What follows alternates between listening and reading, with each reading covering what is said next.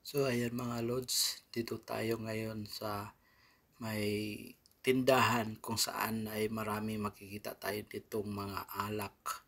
So dito tayo makakita ng mga alak na sobrang mahal at magagarang alak. Nakikita nyo naman yung mga pangalan dito. Ayan, ipapakita ko po sa inyo. At hindi lang natin iano yung pangalan ng tindahan nito kasi siyempre mahirap na. So, dito lang ito sa may Parañaque banda. So, ayan po, sa mga bago po sa aking channel din, huwag niyo po kalimutan mag-subscribe sa aking YouTube channel at hit niyo ang aking all notification bell para update po kayo sa aking mga panibagong vlog. Ayan guys, so ikot-ikot tayo dito kung saan kayo makakita ng mga alak na iba't ibang klaseng alak. Yan, nakita niyo naman yung mga pangalan dyan. So, napakaganda. Marami pong mga alak dyan guys. Makikita nyo. So, halos na ikot-ikot ako dito. Pero hindi lahat ang napakita ko sa inyo kasi gawa nung naiwan na ako ng mga kasama ko. Mahirap na.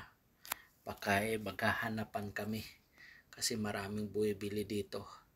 At saka mayroon pa sa likod. So, ipinapakita ko lang po sa inyo kung paano at kaganda dito sa lugar na ito na mabilan ng mga alak at sobrang mahal dito guys. Sumama lang ako sa amo ko para bumili siya ng alak. So ako hanggang tingin na lang, wala nang mabili kasi wala akong pera, kaya hanggang tingin na lang ako. So nakita niyo naman. So ayan, ikot-ikot pa tayo. Yan, pinapakita ko po ang mga pangalan ng mga alak. So ayan po guys. At maraming salamat po sa ating mga viewers po. Big love shoutout sa inyo. At ayan po. Pinapakita ko lang po sa inyo kung saan po tayo ay pinayagan naman po dito mag-video.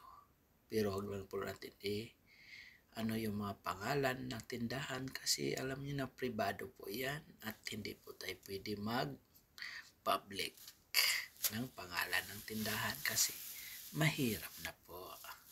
Kaya yan po, nilagay ko na lang yung po mga at pinapakita ko lang po ang bawat pangalan ng alak dito.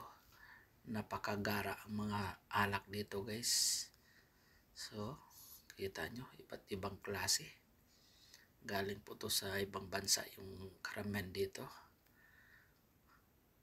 Kita nyo naman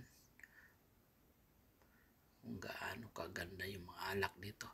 Sigurado lasing tayo nito guys pagka ito nainom natin kahit isang tagay lang siguro. Lalo na tayo hindi sanay tayo sa pag-iinom ng mga alak. So dito na magtatapos ang ating video guys. Maraming salamat at bye bye.